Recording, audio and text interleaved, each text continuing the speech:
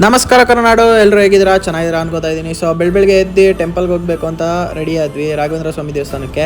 ನಾನು ಸೀರೆ ಉಟ್ಕೊಂಬೇಡ, ಲಾಂಗ್ ಇದೆ, ಕೂರೋಕ್ಕಾಗಲ್ಲ ಗಾಡೀಲಿ ಅಂದರು. ಕೇಳಲಿಲ್ಲ, ಸೀರೆ ಉಟ್ಕೊಂಡು ಇಷ್ಟು ಕಷ್ಟಪಟ್ಟು ಹತ್ತುತ್ತಾ ಇದ್ದಾಳೆ. ನೋಡಿ ಎಷ್ಟು ಹೇಳಿದ್ರು ನಮ್ಮ ಮಾತೇ ಕೇಳಲ್ಲ, ಏನು ಮಾಡೋದು ಹೇಳಿ.